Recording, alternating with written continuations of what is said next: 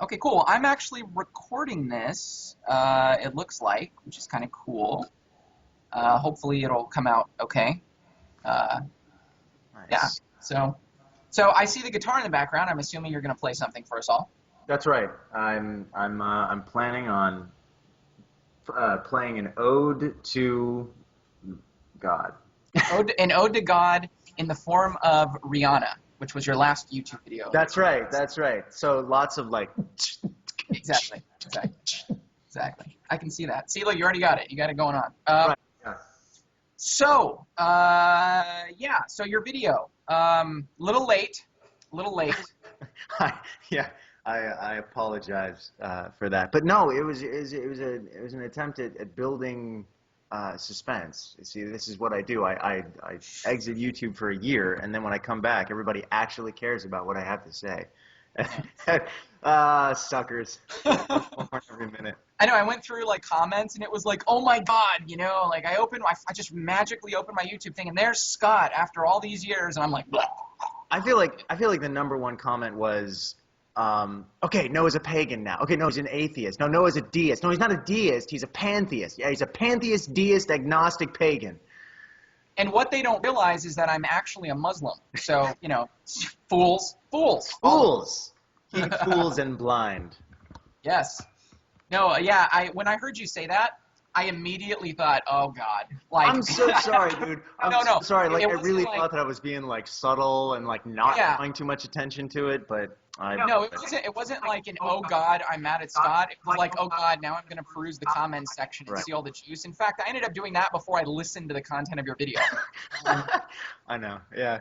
I do that with most videos. But yeah, that was interesting. Since your video, just so you know, I've had probably 8 Facebook messages from people asking me my religious views now.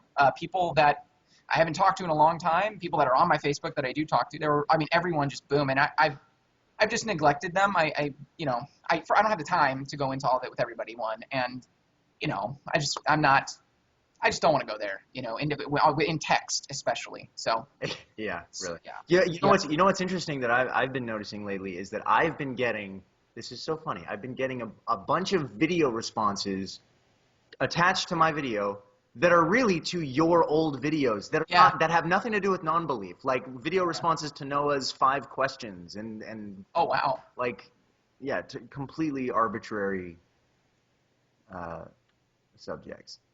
Yeah, interesting. Well, was one of them Bionic Dance's video? Yeah, that is one of the most frustrating things, isn't it? I mean, you cannot escape the fact that even the people on your team are gonna frustrate the shit out of you just with. It's the sound bites that bug me. It's like all the little sound. There's so many sound bites, and at this point, I think we've heard them all. Yeah. Well, if that's the case, if that bothers you, then don't watch Bionic Dance's videos because they tend to be like cuts, like sentences, and then it's like she's over here saying another sentence, and then she's over here saying another sentence, and they're sound bites. So I noticed that. It's that kind of like WWF, like I'm cutting a promo sort of thing. I get that vibe when I watch. However, in her defense, have you and I ever done a video from space? I mean, she's got planets behind her. I mean, come on. She has to have seen that God isn't up there. I should have known my argument was invalid the moment I saw Saturn in the background. Right. I was like, why even argue? I know. There's not much you can say. I've been to space, motherfucker. I win. Okay, so anyway, the argument from non-belief. Yeah. The argument from non-belief. I was kind of glad you made this video. I really... When I made the video to you, I was really puffing my chest like, ha, I got one against Scott Clifton, that bastard. Of course, I was a Christian, so, I really said, hey, I owned you, something like that. That's what I was really thinking. You fella. Yeah, and then your video was actually really good. Nice. So let me start by saying what's changed with me in the time between making that video and now. I think that the argument from non-belief, and I think you may have said this at the end of your video, granted it was 30 minutes and it took me 3 days to watch it, but at the end of your video you said that this, that this argument syllogistically is kind of maybe not the best way to present it, but that on the face of it, it's actually just a very common sense argument. And And I agree with that. I think that it works when you're just talking like this and having a conversation about it. But when you put it syllogistically, all the theist really needs to do is to kind of elucidate one possible reason that God would allow for genuine non-belief. And you even mentioned one or two in your video, namely Calvinism, and I think there was something else. And the argument actually is undercut at that point. So it got me thinking, like, this may be one of the first times where like something put in a syllogistic form actually comes out crappier than it does when you just sit back and reflect and think upon the idea that, if I really want to believe, right? If I kind of phrase this as kind of like being like Fox Mulder in the X-Files. If I want to believe in God, but I just can't find myself doing it. If it's kind of like telling me to go outside and believe that the sky is purple, I can't make myself do that. And if you find yourself in a situation where you want to believe in God, but you can't, and God really does exist, and he's the sort of God that Christianity says he is, then he would know what it takes to not only give me propositional knowledge of his existence, but he would know what it would take to bring me to filial knowledge. And since for all likelihood it looks like people die in states of genuine unbelief, it kind of seems like a big problem for Christianity. And I buy that now. I really do. I don't know if it's because of my existential shift or what, but I get that now. I still don't like it as a syllogism, though. Yeah, so. You mentioned that this may be one of the only times that something put into a syllogistic form makes it worse. I think that happens more often than not, honestly. I mean, I think syllogisms are really good for one thing. When you have two critically thinking-minded people who just want more organization in their conversation. I mean, that's what syllogisms should really be for, is, okay, I'm going to put this into premises.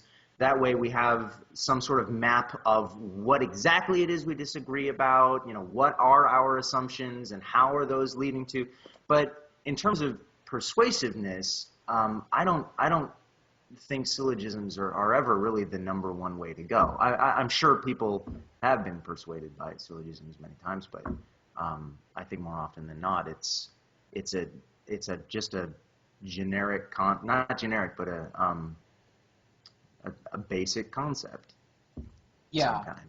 Yeah, I think what it is that a lot of the conversations that I've engaged with on YouTube in the last 4 years have been things like the Kalam argument, which is expressed syllogistically. I mean, tons of apologetics, philosophy, things like that are syllogistic in their nature, and then the conversations we have are kind of based off the premises in those syllogisms. Yeah.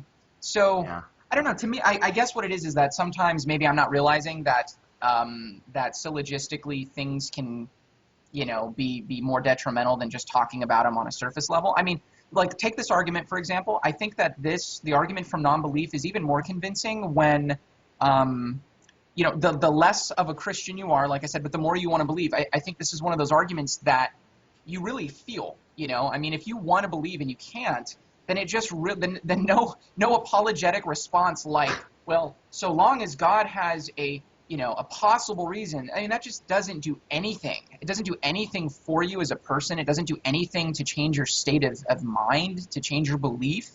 And it just seems really poor, like a poor response, even though it works. So that's what's really intriguing to me, is that the argument works, right? Like, it works, but it's shitty. It's really shitty. And so for the first time I was going like, wow, okay, I think I'm going to be a postmodernist now. So, like, the argument works, but it doesn't, Yeah. Logic's up in the air. So, I don't know. That's what, on the surface, I was thinking when I watched your video. Yeah. I think in fairness, though, the argument from non-belief is really an attempt for somebody. It's not. I don't think it's necessarily an account of the problem of non-belief. Is an account of why somebody may not believe in God. The argument from non-belief is, or at least should be considered, an attempt to persuade somebody who does believe in God not to believe in God, or this particular God. And so the response, well, God could have some reason for X, Y, and Z, is more of, I think, a defense against an attack than it is an attack itself. Yeah. It's a way of undercutting the argument, essentially. It's just a way of undercutting it, casting doubt on the argument. Yeah, yeah. I fear that this conversation, at least with the argument of non-belief, may be fairly short because I agree. I mean, you know what I mean? Like, what's happened to us, Noah? I know. Oh, it's God. like you win and game over. I mean, yeah. No, I agree with this argument. I think there's a lot of merit to it. And maybe one thing I will add is that, I've been here now this last year. I've been through this. I've been through a transition where it's like, I can really see how that kind of response from the apologist, from the theist, just doesn't cut it. I find myself, there's a great scene in the movie with Liam Neeson, the one that just came out. I think it's The Gray. Oh. And yeah. Have you seen it? Oh, I loved it. Yeah, great film. And there's a scene where you'll probably already guess the scene I'm telling you, where he's basically calling out to God, right? He's calling out to God, and you get this feeling that it's not just propositional, like show me you're there. It's show me you're there and help me, I need you, right? There's that filial, I need my father sort of thing. And I was at a place in the last year where I feel like I was there, and the same sort of thing that happened to Liam Neeson happened to me, except I didn't die by wolves, by the way, in case you can't tell. So that when you kind of go through something like that, all the arguments in the world don't matter, and you get this feeling like, if there really was that kind of God there who knew what Noah would need in order to not be damned to hell. I mean, maybe that's a kind of a deflationary way to put it, but just to have a filial relationship with God, that God would have the knowledge and the power to supply those things, and yet he doesn't. Now, I guess maybe one thing a theist could say is that you haven't lived your whole life yet, right? So I'm only 28, right? And even though I look like I'm 13, and you have your whole life ahead of you, and God could be giving those things, and he's waiting for the appropriate moment in your life when maybe everything falls, down around you. I mean, who knows, right? So what would your response be to something like that? Because that's something I'm thinking of now. Maybe it's the case that God is disallowing this sort of thing to happen for some other time in the future. Well, yeah, that was why I said that kind of reminds me of, like, you've heard that phrase, God answers prayers in one of two ways, yes or not yet. You ever heard that? Yeah. Yes. Even if regardless, I think that's adorable.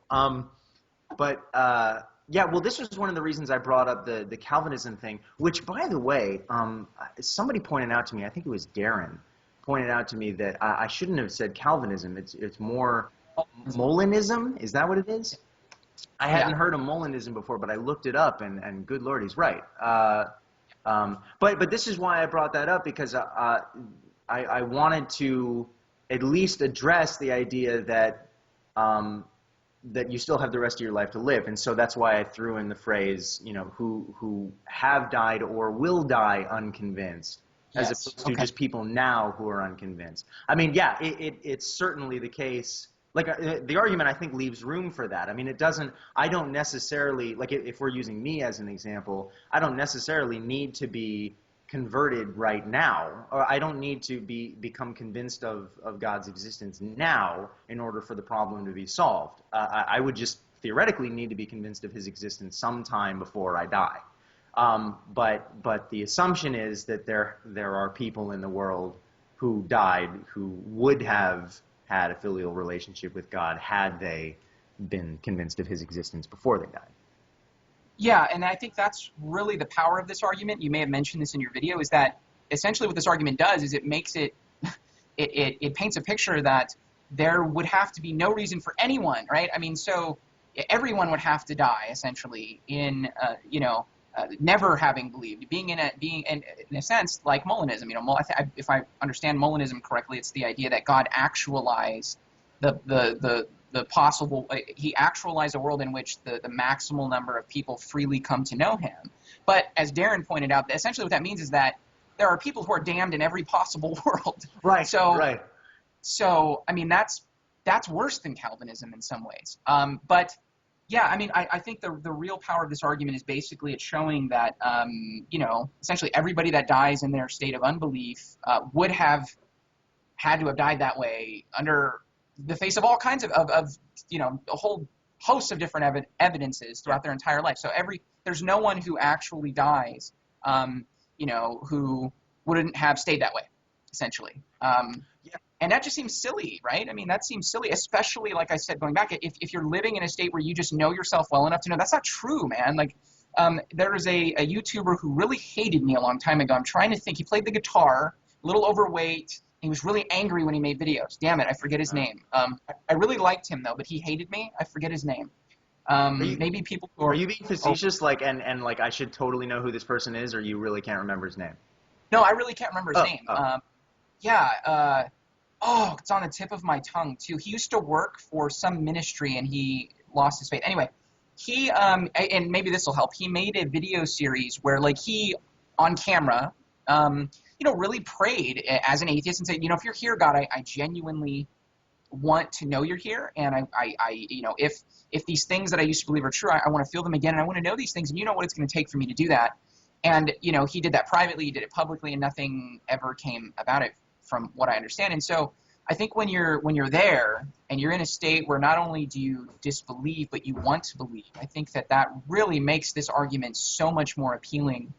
And I think it's a powerful argument. I do. So I changed my mind, Mr. Clifton. It almost sounds like I have a question that I want to ask you, and I hope I don't forget it. But it almost sounds like, I mean, when I first made my video on non-belief, the non-belief in peekaboo video, I think I introduced it by saying something to the effect of, this was the straw that broke the camel's back for me, that it felt like the best reason for thinking that the Christian God at least didn't exist. And that's the problem of non-belief is very different from the argument of non-belief, but just the concept, this problem of why don't we all know this? It would normally be fine if we didn't all know this, except for the fact that us knowing this or believing that this is true is something that our salvation is predicated upon. But yeah, and it almost sounds like a lot of the philosophical changes you've gone through kind of like me, not that I was ever a Christian, but have a lot to do with this issue, the issue of non-belief. Or I think you've mentioned the problem of evil, which is another big one, but not the argument from evil, but just the problems of evil and non-belief. And am I painting an accurate picture? Yeah, yes. I think what's happening is, when, not when everyone, but when I found myself in a state of in a state of deconversion, there are things that were not on the front of my mind, argument sort of things. They were more existential things, but things that could actually be phrased in forms of arguments. So you mentioned the problem of evil. That was there. It didn't, and it didn't click that it was a form of the problem of evil to me, which is very, very, I don't know, it's almost disconcerting, given that I was an apologist for all these. I should have seen that, but I didn't feel that.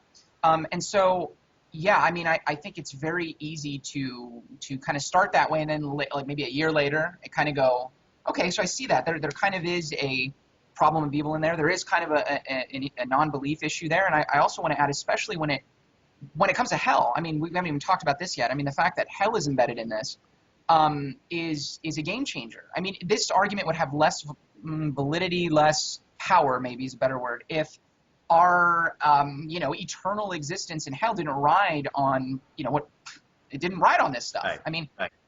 And it does to the Christians. So it just seems like that that makes this issue more weighty. That God would not show himself, give us propositional knowledge and filial knowledge of his, which would lead to filial knowledge of his existence. Right. Let me ask you a question. And this was a question that I thought was I really wanted to know the answer to this for a period of time from as many Christians as I met, because I think I made a video about this. I was listening to the radio once, and I heard a pastor preaching on the radio. I listen to Christian radio. That shows you how fucked up I am. I listen to it all the time. And there was a pastor, and he was giving a sermon, and he was saying that God has done everything in his power to make sure that we don't end up in hell.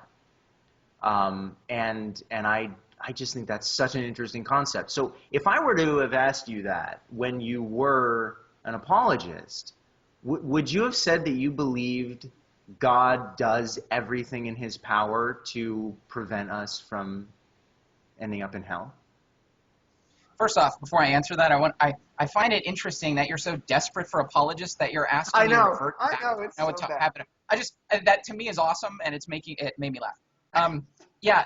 By the way, to all the YouTube apologists on there, yeah, you guys better get on your game here. He's wanting me to go back. I mean, come on, guys. Yeah. Make some better response, guys. To answer your question, yeah, I mean, yes. So I would say back in the day that it was my belief that God eventually would have done everything by the end of this person's life to have brought them willingly to the cross. So that's what I would have said as a Christian. But that's really, to me, that's a kind of a very arrogant thing to say. I mean, how would you know that, right? Like, how could you ever be warranted in saying, except maybe aside from some verse in special revelation, some verse in the Bible, in other words, that's kind of given to you that you can stand on. Aside from that, I mean, how could you ever be warranted in saying that God is doing everything in my life to bring me to the cross or to bring me to believe in his existence? I just, you don't know that. Yeah, in fairness though, you wouldn't answer that question with induction. I mean, you wouldn't say, I know because I've seen him do this and this and this, and you wouldn't know because you've seen all the possibles. And you would have to know, or you would have to think, you would believe this based on some previously accepted principle, which is that, well, I don't know, it could just be as basic as that. Like, you either believe in the principle that God does everything he can, Yeah. Yeah. So I wouldn't call that. I wouldn't say that that's arrogance. Even if even though I don't agree with that, I wouldn't say that that's arrogance. Well, I guess the part of that statement that bothers me is that, again, and this is, I'm going to keep going back to this because I think it's relevant. If someone says to me, Noah, God's doing everything in his power to bring you to belief in the truths of the gospel or his existence or something, and I'm in a state where I'm really looking for those things, I'm sincerely searching for them. It would bother me. It would bother me because it's basically their way of saying that I'm missing something when I'm not missing. When I'm really sincerely searching.